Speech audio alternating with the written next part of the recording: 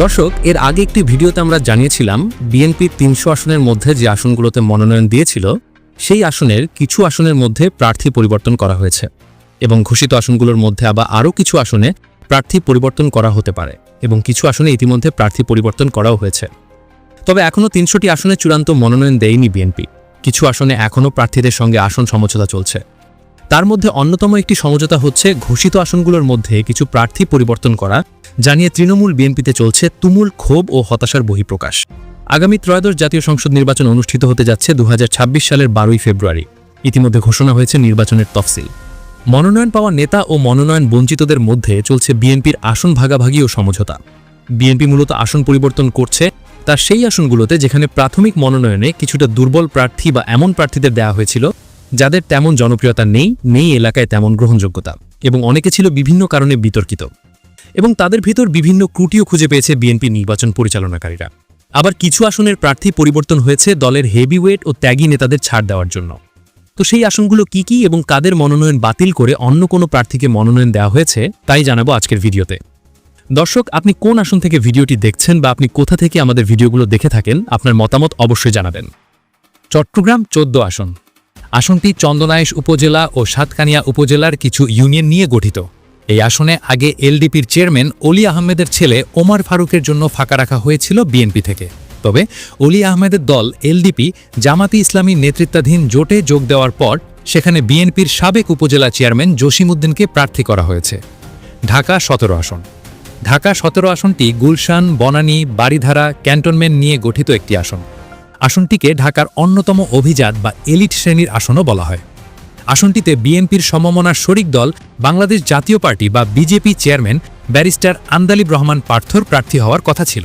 তবে মনোনয়ন ঘোষণার আগেই এই আসনে প্রার্থী বদলের সম্ভাবনা রয়েছে, কারণ ঢাকা ১৭ আসনে বিএনপির ভারপ্রাপ্ত চেয়ারম্যান তারেক রহমান নির্বাচন করতে পারেন।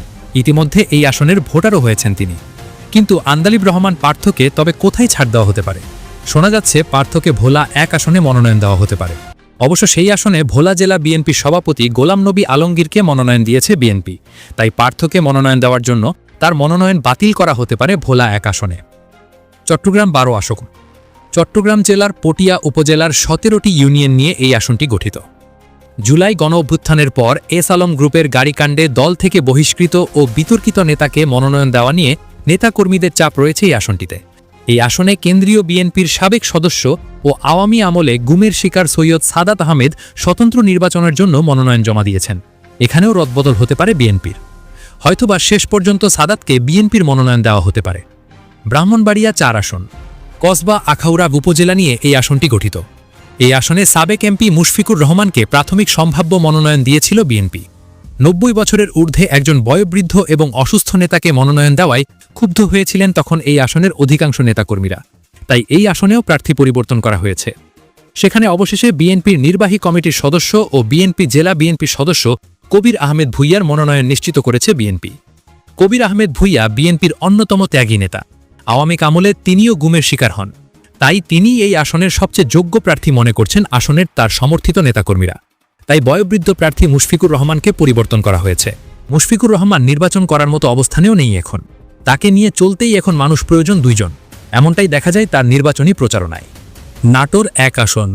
লালপুর ও বাগাটিপাড়া উপজেলা নিয়ে গঠিত এই আসনটি।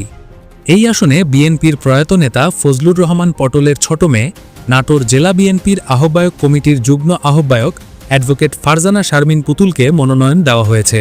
এছাড়া এই আসনে বিএনপির কেন্দ্রীয় সহদপ্তর সম্পাদক তাইফুল ইসলাম পিপু স্বতন্ত্র নির্বাচন করবেন বলে মনোনয়ন কিনেছেন, এবং ফারজানা শারমিন পুতুলের ভাইও এই আসনে তার বিরুদ্ধে অবস্থান নিয়েছেন। তবে ফারজানা শারমিন পুতুল বিএনপির অত্যন্ত হেভিওয়েট একজন নেত্রী। শেষ এত চাপের পরেও তার মনোনয়ন পরিবর্তন করা হবে কিনা সেটি নিয়ে সন্দেহ থেকে যায়। নেত্রকোনা ৫ আসন। পূর্বধলা উপজেলা নিয়ে গঠিত এই আসনেও প্রার্থী পরিবর্তনের চিন্তা রয়েছে বলে দলীয় সূত্র জানিয়েছে। এই আসনে মনোনয়ন দেওয়া হয়েছে নেত্রকোনা জেলা বিএনপির সাবেক সাধারণ সম্পাদক ও পূর্বধলা উপজেলা বিএনপির আহ্বায়ক আবু তাহের তালুকদারকে। তবে তাকে চূড়ান্ত মনোনয়নে নাকি পরিবর্তন করা হতে পারে। তার পরিবর্তে এই আসনে মনোনয়ন দেওয়া হতে পারে সাবেক সাংসদ সম্পাদ্য মরহুম ডাক্তার মোহাম্মদ আলীর সহধর্মিণী, বিএনপির কেন্দ্রীয় নির্বাহী কমিটির সদস্য ও উপজেলা বিএনপির সদস্য অধ্যাপক রাবেয়া খাতুনকে। তবে এটি কতটুক সত্য তা নিয়ে সন্দেহ আছে। চাঁদপুর 2 আসন। চাঁদপুর 2 আসনটি চাঁদপুর জেলার মতলব উত্তর উপজেলা ও মতলব দক্ষিণ উপজেলা নিয়ে গঠিত। জ্ঞাত আয় বহির্ভূত সম্পদ অর্জন ও বিদেশে অর্থ পাচারের আরোজে এই আসনে ত্রয়োদশ জাতীয় সংসদ নির্বাচনে বিএনপির মনোনীত প্রার্থী ড জালালউদ্দিন সহ 5 জনের দেশ ত্যাগের নিষেধাজ্ঞা দিয়েছেন আদালত। তাই ড জালালউদ্দিনের মনোনয়ন বাতিল করা হতে পারে। আসনটিতে বিএনপির অত্যন্ত জনপ্রিয় প্রার্থী, জেলা বিএনপির যুগ্ম সাধারণ সম্পাদক ও সাবেক মন্ত্রী নুরুল হুদার জ্যেষ্ঠ পুত্র তানভীর হুদা। এছাড়া আছেন ড্যাব কেন্দ্রীয় কমিটির সহসভাপতি ও জেলা বিএনপির সদস্য অধ্যাপক সরকার মাহবুব আহমেদ শামীম। তবে আসনটিতে মনোনয়ন পরিবর্তন হয়ে ডাক্তার মাহবুব এর রহমান শামীম মনোনয়ন পেতে পারেন বলে জানা গেছে। নোয়াখালী 5 আসন। নোয়াখালী 5 আসনটি নোয়াখালী জেলার কোম্পানীগঞ্জ উপজেলা ও কবিরহাট উপজেলা নিয়ে গঠিত। এই আসনে বিএনপির প্রার্থী ফারিস্ট লাইফ ইন্স্যুরেন্সের চেয়ারম্যান মোহাম্মদ ফখরুল ইসলামের বিরুদ্ধে জুলাই গণঅভ্যুত্থানে হত্যা মামলা রয়েছে এবং আসনটিতে তার বিরুদ্ধে প্রচুর বিক্ষোভ হয়েছে বিভিন্ন সময়। সবাই দাবি করছেন এই আসনের ত্যাগী প্রার্থী তিনি নন। তাই এই আসনেও প্রার্থী বদল হয়ে কেন্দ্রীয় নেতা বজলুর করিম চৌধুরী আবেদকে মনোনয়ন দেওয়া হতে পারে। কিশোরগঞ্জ 5 আসন। নিকলি বাজিতপুর উপজেলা নিয়ে গঠিত এই আসন।